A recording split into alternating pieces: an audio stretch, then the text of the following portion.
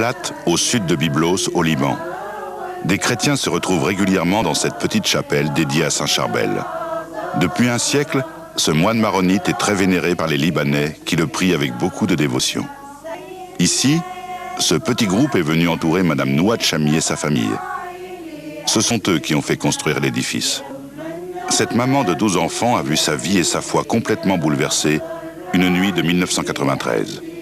Alors que depuis 5 ans, des calcifications osseuses handicapaient ses mouvements, son état fut soudainement aggravé par une hémiplégie qui la cloua au lit. Je suis restée 10 jours à l'hôpital. Le verdict a été: cette paralysie est inguérissable. Ramenez-la à la maison. On m'a ramenée à la maison un lundi et le jeudi soir, j'ai fait ce rêve. Saint Charbel et Saint Maroun se présentent devant moi. Saint Charbel s'approche de mon lit. Il se baisse et me touche les veines comme un médecin. Je le regarde, il me dit: « Je suis le père Charbel, je viens t'opérer. » Il tend une main vers moi et j'ai très mal pendant l'opération. Il sort et la lumière qui l'entourait disparaît. Depuis cette nuit-là, elle retrouva toute sa mobilité. Ceux qui la connaissaient furent interpellés par le signe qu'elle avait reçu et qui s'impose encore à tous ceux qui l'approchent aujourd'hui, car depuis 1993, les cicatrices de son opération s'ouvrent à nouveau chaque vendredi. Quand le jour s'est levé, on est monté à Anaya pour remercier Saint Charbel. Les gens ont commencé à affluer par milliers à la maison. Il y a un miracle, il y a un miracle. Mon médecin et le curé de la paroisse me mettent à l'abri chez mon fils. Dans la nuit, Saint Charbel se présente à moi, il pose sa main sur mon épaule et me dit: « Nouad, ne te dérobe pas aux gens. Tu es un symbole sur terre, tu es un symbole pour le peuple. Je t'ai opéré avec la volonté de Dieu pour que le peuple croie et revienne à la foi. Nous avons besoin de prière et de foi au Liban et hors du Liban. Tant que tu vivras, je veux que tous les 22 du mois, tu fasses dire une messe de remerciement. Et moi, le père Charbel, au monastère d'Anaya et à l'ermitage, chaque croyant, je le guérirai dans la foi et avec la grâce de Dieu. » C'est phénoménal, c'est mystérieux, c'est un peu le mystère qui se dévoile un petit peu comme ça et puis se referme.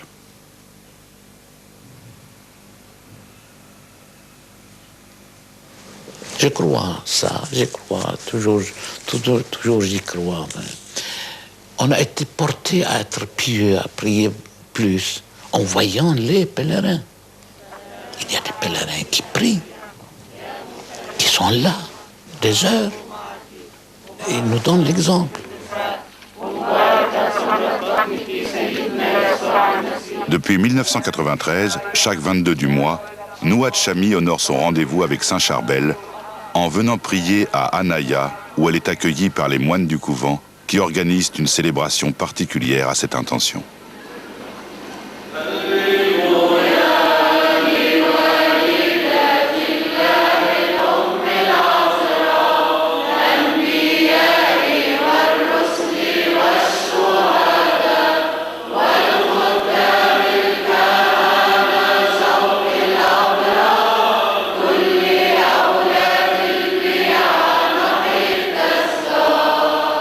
Saint Charbel, par rapport à tous les Libanais, chrétiens, musulmans, comme par rapport à un grand nombre de chrétiens de l'Église universelle dans le monde entier, est un saint exceptionnel. Par sa simplicité, par sa persévérance dans la prière et la méditation, et le don total à Dieu à travers son travail ordinaire, Saint Charbel est devenu un saint phénoménal. C'est un phénomène, Saint Charbel. Toute la vie du père Charbel s'est déroulée dans cette seule région du Nord-Liban, comprise entre Bakafra, dans la vallée sainte, et les 3 couvents de Maïfouk, Kfifan et Anaya. La vallée sainte est cette région encaissée, façonnée par les rivières Kadisha et Koussaïa, et qui doit sa renommée au refuge qu'elle a constitué pendant longtemps pour les religieux qui y vivaient en autarcie. Des ermites ont toujours habité les grottes naturelles de la vallée, et de vastes couvents y ont été construits par les moines maronites. Ces derniers ont toujours pratiqué le travail de la terre, ce qui les a amenés à transformer les pentes abruptes de la montagne en vergers et en potagers. C'est dans cet environnement que le jeune Youssef Makhlouf a passé toute sa jeunesse. Il est né en 1828 à Bakafra, le village le plus élevé du Liban. Dominant la vallée, la statue monumentale de Saint Charbel est orientée vers tous les lieux qu'il a traversés et qui sont devenus autant de lieux de dévotion, comme la petite maison familiale qui a été transformée en chapelle, l'église où il a reçu le baptême par les visites qu'il a pu faire dans les couvents de la vallée, notamment ici, au couvent Saint-Antoine de Koussaïa, tout proche de Bakafra, et où 2 de ses oncles étaient moines et ermites. Dès le début, il se donne comme un saint. Décision complète, parfaite, de tout quitter et de se diriger vers le Christ. Il a 23 ans quand il met à exécution le plan qu'il avait mûri en secret. Sans prévenir qui que ce soit, il décide de quitter sa famille, ses amis et son village pour suivre seul la route qu'il s'est choisie. Sa longue marche solitaire qui lui fait traverser la montagne de Tanourine n'entame pas sa décision. Il veut entrer dans la vie religieuse. À cette époque, chaque couvent de l'ordre libanais maronite pouvait accueillir des novices. Mais pour faire ses premiers pas dans la vie monacale, il a préféré s'éloigner de la vallée sainte et de ses nombreux couvents pour se diriger vers Notre-Dame de Maïfouk, dont il avait peut-être entendu parler par ses oncles religieux. Les origines de ce couvent remontent au IXe siècle. Et depuis, ce couvent s'est développé avec les moines, avec le travail dans la terre, avec les gens autour de lui, etc. Il est devenu un grand couvent dans l'ordre libanais maronite. Et là, nous trouvons dans le journal du couvent que, en août 1850, est entré au noviciat le jeune Youssef Makhlouf, qui a pris le nom de Charbel. Dans cette période-là, les noviciats, les aspirants à la vie religieuse essaient d'étudier les règlements, les constitutions de l'ordre, connaître vraiment ces constitutions, et puis ils apprennent à prier, puis ils s'examinent dans quelle mesure ils ont cette conviction de s'engager.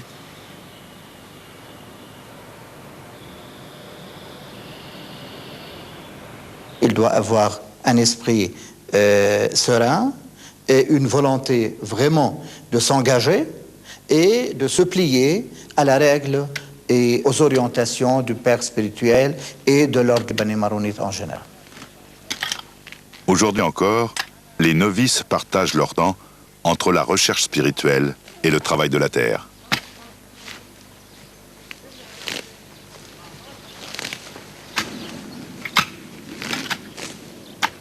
Je pense que Saint Charbel s'est bien préparé durant les premiers mois de sa vie religieuse ici, et d'ici, il s'est déplacé vers Saint-Maron à Anaya pour continuer sa deuxième année de noviciat. Et pendant cette année-là, sa mère s'est rendue chez lui pour le voir. Il n'a pas voulu la voir. Et à travers la porte, n'est-ce pas, à travers la porte, sans ouvrir sa porte, il lui a dit « Ma mère, on se verra au ciel ». C'était sa réponse. Cela indique peut-être pour nous c'est dur, mais si nous nous mettons sur le plan un peu de la foi, ce n'est pas tellement dur, parce qu'il lui a donné récompense. Nous allons nous voir au ciel. Il lui a promis le ciel.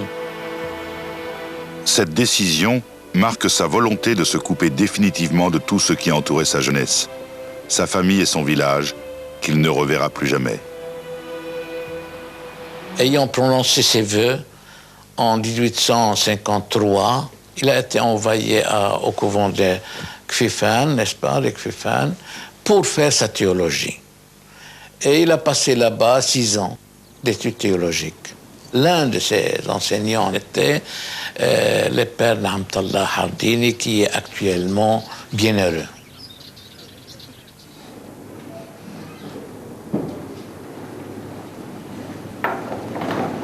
Aujourd'hui, le couvent de Kfifan n'accueille plus les étudiants scolastiques comme au temps de Saint-Charbel, mais il reste le seul noviciat de l'ordre libanais maronite.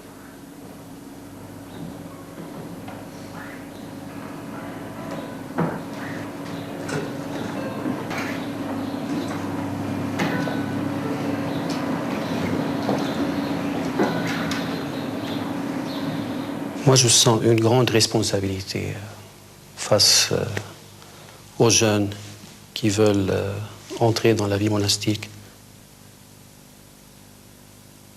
Parfois, on a des jeunes qui viennent avec des idées très idéales.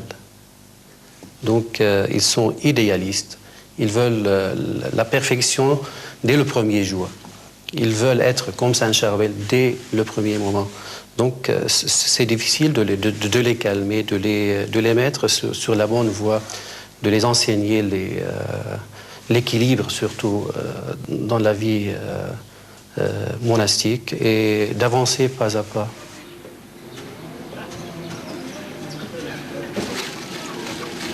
Une trentaine de novices se préparent ici à la vie monacale en partageant toutes les activités de la vie communautaire.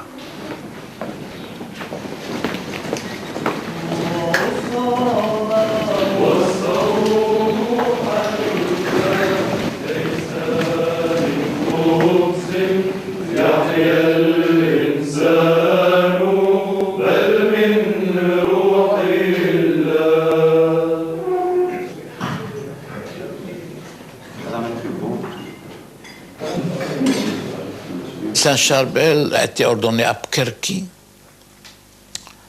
en 58, c'est-à-dire 1858, et après son ordination, il a été nommé à Anaya.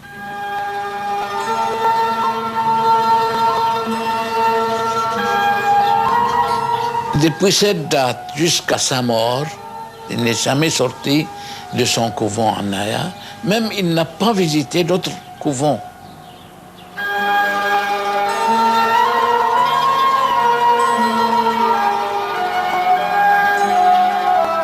Saint-Charbel a mené sa vie monastique ici à Anaya, au couvent de Anaya. Donc il a vécu ici comme simple moine, je dirais. On n'a pas de grandes histoires sur lui, parce qu'il n'était pas connu de son vivant beaucoup, il n'était pas, je dirais, fameux. Seulement, il était connu d'être un moine qui avait mené une vie exemplaire. En tout, il a été obéissant. En tout. Je crois que c'est là qui réside la grande sainteté de Saint-Charbel, il s'est donné entièrement à ses supérieurs, à ses confrères, comme à tout le monde, comme il s'est donné à Dieu.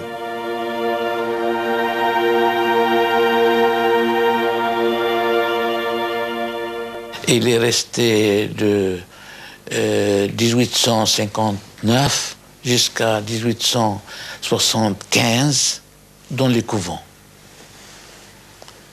Et puis il avait, en 75, c'est-à-dire 1875, il avait adressé une lettre demandant la permission du Père général de se faire ermite.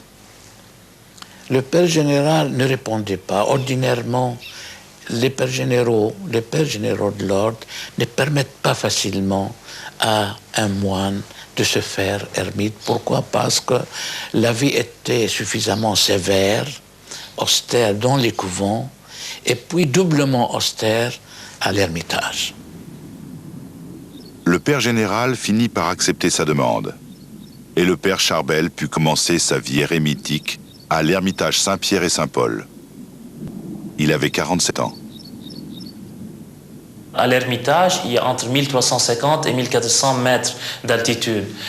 Donc le fait de vouloir se retirer faisait, je crois, partie d'une vie monastique poussée, disons, à l'extrême, dans le sens d'une recherche de l'absolu, de Dieu, donc d'un détachement de tout ce qui est vie matérielle pour pouvoir se consacrer définitivement et totalement au Seigneur.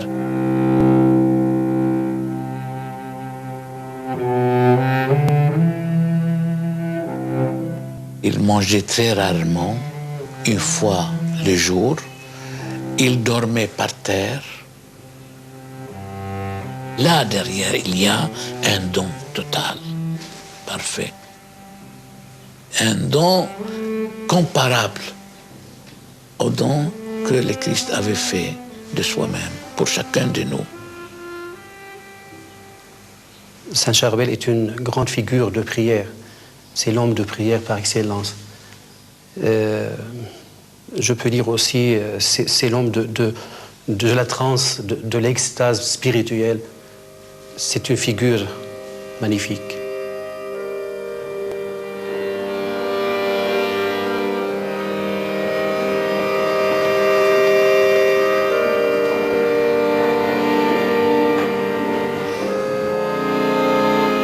Il est resté là-haut jusqu'à sa mort en 1898, ce qui fait 23 ans.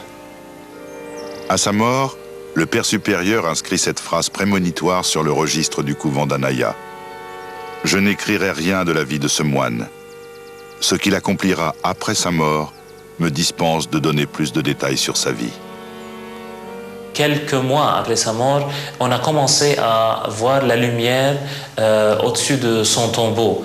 Et ce sont des voisins musulmans qui ont prévenu les moines du couvent qu'ils voyaient la lumière apparaître sur le tombeau de Saint Charbel.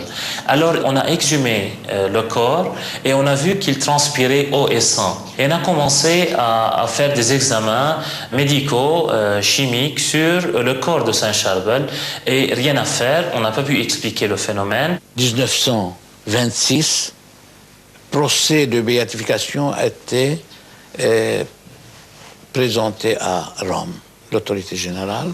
Une fois présenté ce procès, un ordre a dit qu'il doit être enterré. 1950, après 24 ans, supérieur prétend avoir entendu cet ordre du Père Charbel lui-même. Allez ouvrir mon tombeau. Effectivement, il a ouvert la nuit, sans permission.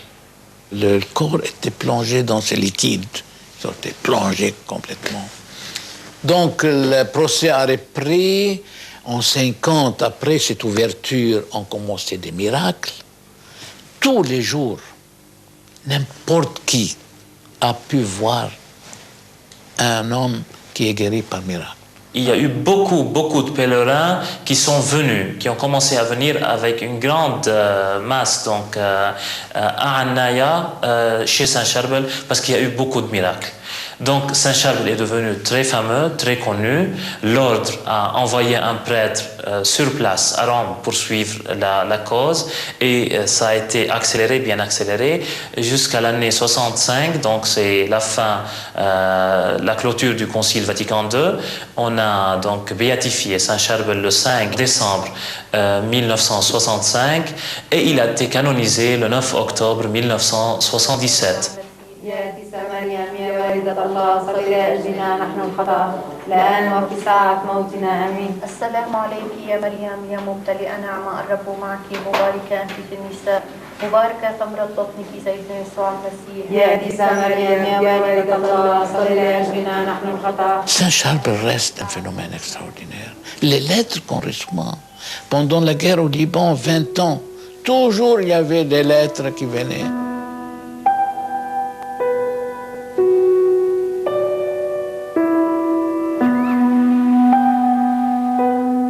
Il suffit de parler avec les fidèles, de voir comment ils prient, pour se rendre compte quel est ce rapport très particulier entre le saint et les fidèles.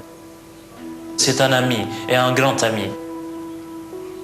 Et lorsqu'on parle avec eux, on se rend compte de ce grand paradoxe entre la vie silencieuse de Saint Charbel et le bruit qu'il a fait après. Le bruit, je dirais, le bruit de sainteté, mais aussi de ce rapport particulier avec les gens.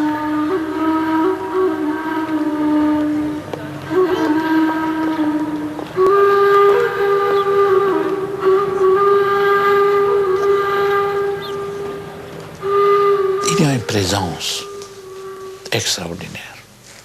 Il y a une autorité spirituelle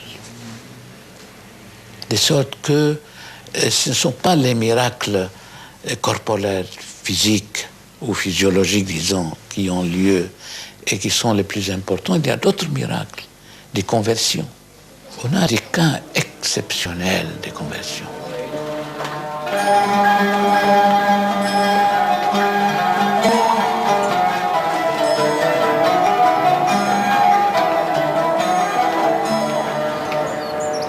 Aujourd'hui encore, des moines perpétuent la tradition érémitique, notamment dans la Vallée Sainte qui a conservé son caractère de silence et de solitude. Certains ermitages peuvent être difficiles d'accès. Ici, il faut descendre un sentier à flanc de montagne pour accéder à l'ermitage de Aoa, où s'est retiré le père Dario Escobar. Ce religieux de la congrégation du Sacré-Cœur était professeur de théologie en Colombie. Pour réaliser son souhait de devenir ermite, il a choisi de s'expatrier et de changer d'ordre pour entrer dans celui du père Charbel, l'ordre libanais maronite. On sent l'appel de Dieu qu'on ne peut faire pas autre chose. On doit aller à ça, parce que c'est comme une chose obligatoire et c'est une chose nécessaire. On a besoin de ça, parce que c'est un appel qu'on sent antérieurement. Oui, c'est un appel de Dieu. Bien sûr que le Père Charbel est l'idéal, c'est notre exemple de la vie érémitique, parce qu'il vivait la vie érémitique d'une manière héroïque, et c'est notre exemple.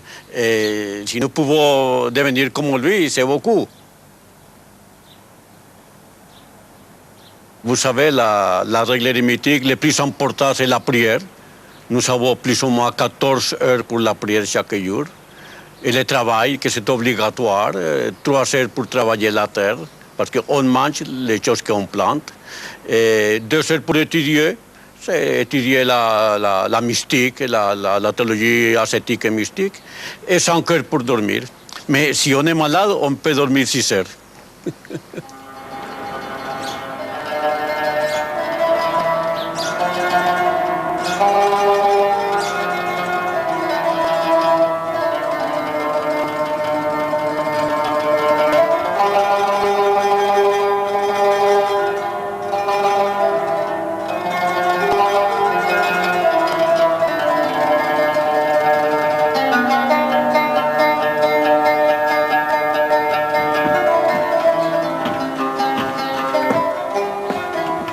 Pour tout le monde, la vie contemplative, c'est le temps perdu, mais pas pour nous, parce que nous comprenons que la vie de prière, la vie de sacrifice, la union avec le bon Dieu pour la prière, c'est une chose sublime.